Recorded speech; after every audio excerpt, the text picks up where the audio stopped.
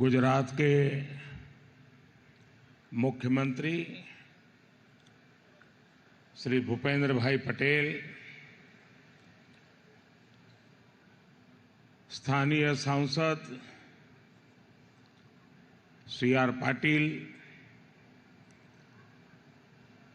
केंद्रीय मंत्रिपरिषद के मेरे साथी, देश की डायमंड इंडस्ट्री के जाने माने सभी चेहरे, अन्य महानुभाव, देवी और सज्जनों, नमस्कार।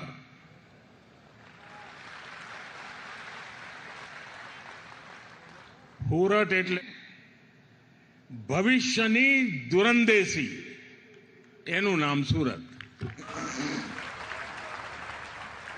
અને અમારું હુરત એવું કે કામમાં લોચો મારે નહીં અને ખાવામાં લોચો છોડે નહીં.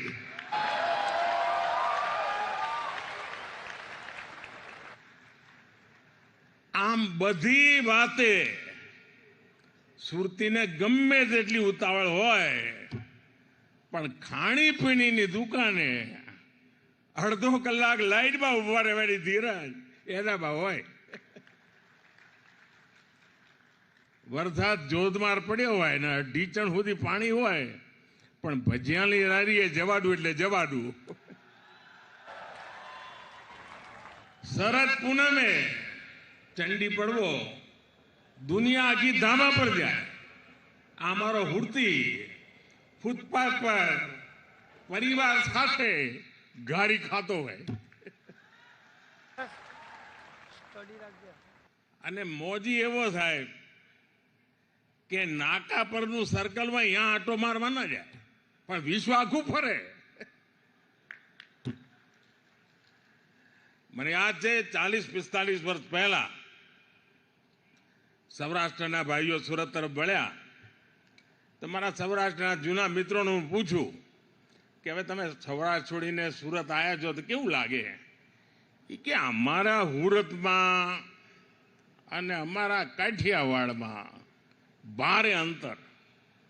આ 40-45 વર્ષ પહેલાની વાત કરું તો હું શું તો કે અમારે ત્યાં કાઠિયાવાડમાં જો હામે હામે મોટરસાયકલ ટકરાઈ ગઈ તો કે તલવાર ઉકાળવાની વાત થાય, પણ કે જો સુરતમાં મોટરસાયકલ ટકરાણી હોય એટલે તરત બોલો કે જોની ભાઈ તારી બી ભૂલ છે ને મારી બી ભૂલ છે. હાલ ને હવે કે આટલો ફરક છે.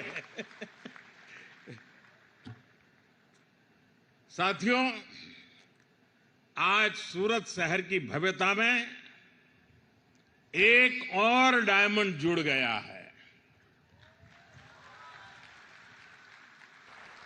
और डायमंड भी छोटा मोटा नहीं है, बल्कि ये तो दुनिया में सर्वश्रेष्ठ है. इस डायमंड की चमक के आगे दुनिया की बड़ी से बड़ी इमारतों की चमक फीकी पड़ रही है.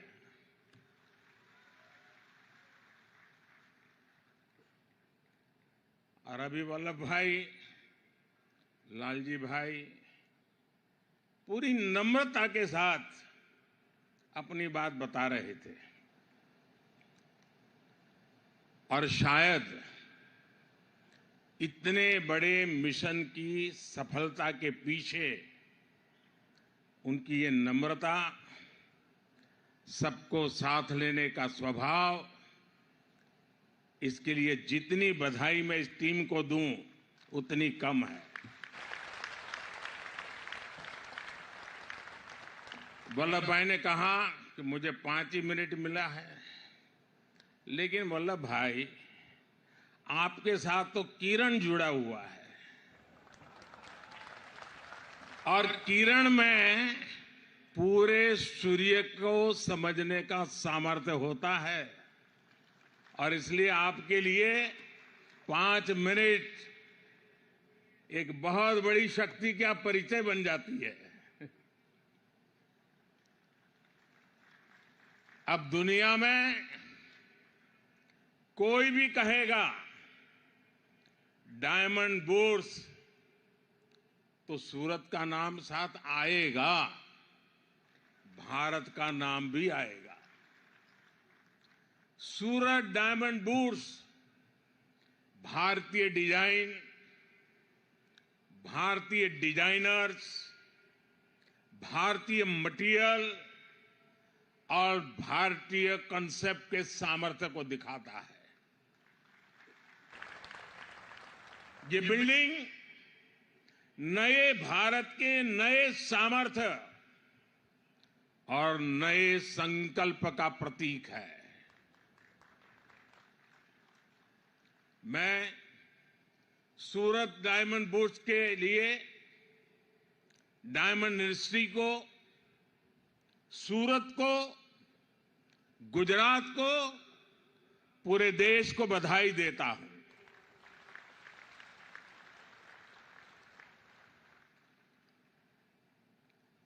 मुझे कुछ हिस्सा देखने का अवसर मिला, क्योंकि मैं नहीं चाहता था कि आप लोगों को ज्यादा इंतजार करना पड़े, लेकिन मैंने कहा इनको, पुराने दोस्त हैं तो कुछ न कुछ बताता रहता हूं। मैंने कहा कि आप जो एनवायरनमेंट की दुनिया के वकील है, ग्रीन बिल्डिंग क्या होता है जरा बुला करके दिखाइए। दूसरा मैंने कहा पूरे देश से आर्किटेक्चर और स्ट्रक्चरल इंजीनियर के जो स्टूडेंट्स हैं उनको कहिए कि आप आइए और स्टडी कीजिए कि बिल्डिंग की रचना आधुनिक रूप में कैसे होती है। और मैंने ये भी कहा कि लैंडस्केपिंग कैसे हो, पंच तत्व की कल्पना क्या होती है, उसको देखने के लिए भी लैंडस्केप की दुनिया में जो काम करते हैं उनको भी बुलाइए। साथियों, आज सूरत के लोगों को, यहां के व्यापारियों, कारोबारियों को दो और उपहार मिल रहे हैं। आज ही सूरत एयरपोर्ट के नए टर्मिनल का लोकार्पण हुआ है और दूसरा बड़ा काम यह हुआ है कि अब सूरत एयरपोर्ट को देशों के शिप के झंडे यहां फहरते थे, और आज मुझे मथुर भाई बता रहे थे कि अब 125 देशों के झंडे यहां फहरने वाले हैं।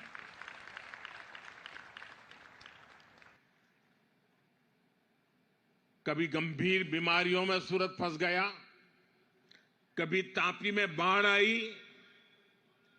मैंने तो वो दौर निकट से देखा है जब भांति भांति की निराशा फैलाई गई, सूरत की स्पिरिट को चुनौती दी गई, लेकिन मुझे पूरा भरोसा था कि सूरत संकट से तो उभरेगा ही, नए सामर्थ्य के साथ दुनिया में अपना स्थान भी बनाएगा। और आज देखिए, आज ये शहर दुनिया के सबसे तेजी से आगे बढ़ते टॉप 10 शहरों में है। सूरत का स्ट्रीट फूड, सूरत में स्वच्छता, सूरत में स्किल डेवलपमेंट का काम, सब कुछ शानदार होता रहा है। कभी सूरत की पहचान सन सिटी की थी। यहां के लोगों ने अपने परिश्रम में पूरी ताकत से मेहनत की पराकाष्ठा करके इसको डायमंड सिटी बनाया, सिल्क सिटी बनाया। आप सभी ने और मेहनत की और सूरत ब्रिज सिटी बना। आज लाखों लाख युवाओं के लिए सूरत ड्रीम सिटी है। और अब सूरत आईटी के क्षेत्र में भी आगे बढ़ रहा है। ऐसे आधुनिक होते सूरत को डायमंड बुर्स के तौर पर इतनी बड़ी बिल्डिंग मिलना अपने आप में ऐतिहासिक है। साथियों, आजकल आप सभी मोदी की गारंटी की चर्चा खूब सुनते होंगे। हाल के दिनों में जो चुनाव नतीजे आए, उसके बाद ये चर्चा और बढ़ गई है। लेकिन सूरत के लोग तो मोदी की गारंटी को बहुत पहले से जानते हैं। यहां के परिश्रमी लोगों ने मोदी की गारंटी को सच्चाई में बदलते देखा है और इसी गारंटी का उदाहरण ये सूरत डायमंड बुर्स भी है। मुझे याद है बरसों पहले आप सभी साथी किस तरह मुझे अपनी समस्याएं बताते थे। यहां तो डायमंड के कारोबार से जुड़े कारीगरों, छोटे बड़े व्यापारियों से जुड़ी लाखों लोगों की पूरी कम्युनिटी है। लेकिन उनकी बड़ी परेशानी ये थी कि छोटी छोटी बातों के लिए उन्हें दूर दूर तक जाना पड़ता था।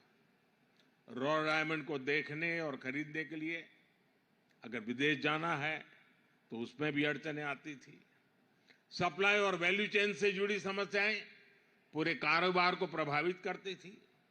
डायमंड इंडस्ट्री से जुड़े साथी बार बार मुझसे इन समस्याओं के समाधान की मांग करते थे।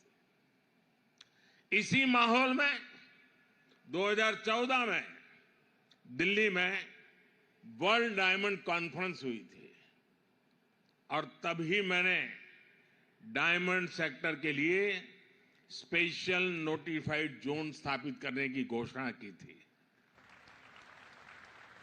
इसी ने सूरत डायमंड बुर्स के सपने को साकार करने का रास्ता बनाया। हमने कानून में संशोधन भी किए।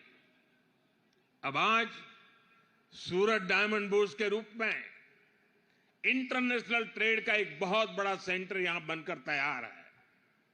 रॉ डायमंड हो, पॉलिश डायमंड हो, लैब ग्रोन डायमंड हो या फिर बनी बनाई ज्वेलरी, आज हर प्रकार का व्यापार एक ही छत के नीचे संभव हो गया है। कामगार हो, कारीगर हो, व्यापारी हो, सबके लिए Surat diamond bourse one stop centre है। यहां इंटरनेशनल बैंकिंग और सुरक्षित वॉल्ट्स की सुविधा है। यहां रिटेल ज्वेलरी बिजनेस के लिए ज्वेलरी मॉल है। सूरत की डायमंड इंडस्ट्री पहले से ही 8 लाख से अधिक लोगों को रोजगार दे रही है। अब सूरत डायमंड बुर्स से भी 1.5 लाख साथियों को रोजगार मिलने वाला है नए।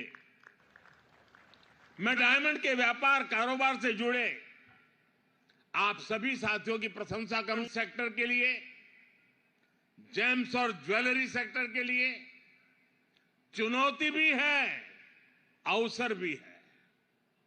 अभी डायमंड ज्वेलरी के एक्सपोर्ट में भारत बहुत आगे है। सिल्वर कट डायमंड और लैब ग्रोन डायमंड में भी हम अग्रणी हैं। लेकिन अगर पूरे जेम ज्वेलरी सेक्टर की बात करें तो दुनिया के टोटल एक्सपोर्ट में भारत का शेयर सिर्फ 3.5% है। सूरत अगर ठान ले तो बहुत ही जल्द जेम्स ज्वेलरी एक्सपोर्ट में डबल डिजिट में आ सकते हैं। और मैं आपको गारंटी देता हूं, आपके हर प्रयास में सरकार आपके साथ खड़ी है। हमने तो पहले से ही इस सेक्टर को एक्सपोर्ट प्रमोशन के लिए फोकस एरिया के रूप में चुना है। पेटेंटेड डिजाइन को प्रोत्साहन देना हो, एक्सपोर्ट प्रोडक्ट्स को डाइवर्सिफाई करना हो, दूसरे देशों के साथ मिलकर बेहतर तकनीक की खोज करना हो, लैब ग्रोन या ग्रीन डायमंड को बढ़ावा देना हो, ऐसे अनेक प्रयास केंद्र सरकार कर रही है। ग्रीन डायमंड को प्रोत्साहन देने के लिए सरकार ने बजट में भी विशेष प्रावधान किए हैं। आपको इन सारे प्रयासों का ज्यादा से ज्यादा फायदा उठाना है। आज अंतर्राष्ट्रीय स्तर पर जो माहौल आप भी अनुभव करते होंगे, आप दुनिया भर में जाते हैं, दुनिया के अनेक देश के लोग यहां बैठे हैं। आज विश्व का माहौल भारत के पक्ष में है। आज पूरी दुनिया में भारत की साख बुलंदी पर है। दुनिया भर में भारत की चर्चा हो रही है। मेड इन इंडिया अब एक सशक्त ब्रांड बन चुका है। इसका बहुत बड़ा लाभ आपके बिजनेस को मिलना तय है, आभूषण उद्योग को मिलना तय है। इसलिए मैं आप सभी से कहूंगा, संकल्प लीजिए और इसे सिद्ध कीजिए। साथियों, आप सभी का सामर्थ्य बढ़ाने के लिए सरकार सूरत शहर का भी सामर्थ्य और बढ़ा रही है। हमारी सरकार सूरत में आधुनिक इंफ्रास्ट्रक्चर के निर्माण पर विशेष बल दे रही है। आज सूरत के पास अपना इंटरनेशनल एयरपोर्ट है। आज सूरत के पास अपनी मेट्रो रेल सर्विस है। आज सूरत पोर्ट पर कितने ही अहम प्रोडक्ट्स की हैंडलिंग होती है। आज सूरत के पास हजीरा पोर्ट है, गहरे पानी का एलएनजी टर्मिनल और मल्टी कार्गो पोर्ट है। सूरत लगातार अंतर्राष्ट्रीय व्यापारिक केंद्रों से जुड़ रहा है और ऐसी इंटरनेशनल कनेक्टिविटी दुनिया के बहुत कम शहरों में ही है। सूरत को बुलेट ट्रेन प्रोजेक्ट से भी जोड़ा गया है। यहां वेस्टर्न डेडिकेटेड फ्रेट कॉरिडोर पर भी तेजी से काम चल रहा है। इससे उत्तर और पूर्वी भारत तक सूरत की रेल कनेक्टिविटी सशक्त होगी। दिल्ली मुंबई एक्सप्रेसवे भी सूरत के व्यापार कारोबार को नए अवसर देने वाला है। ऐसी आधुनिक कनेक्टिविटी पाने वाला सूरत एक तरह से देश का इकलौता शहर है। आप सभी इसका ज्यादा से ज्यादा लाभ उठाइए। सूरत आगे बढ़ेगा तो गुजरात आगे बढ़ेगा, और गुजरात आगे बढ़ेगा तो मेरा देश आगे बढ़ेगा। इसके साथ और अनेक संभावनाएं जुड़ी हुई है। इतने देशों का लोगों का यहां आना जाना है, एक प्रकार से एक ग्लोबल सिटी के रूप में कन्वर्ट हो रहा है। लघु भारत तो बन चुका है। अभी जब G20 समिट हुई तो हमने कम्युनिकेशन के लिए टेक्नोलॉजी का भरपूर उपयोग किया। ड्राइवर हिंदी जानता है, उसके साथ बैठे हुए मेहमान फ्रेंच जानते हैं, तो बात कैसे करेंगे? तो हमने मोबाइल ऐप के द्वारा व्यवस्था की कि वो फ्रेंच बोलते थे और ड्राइवर को हिंदी में सुनाई देता था। ड्राइवर हिंदी बोलता था, उसको फ्रेंच में सुनाई देता था।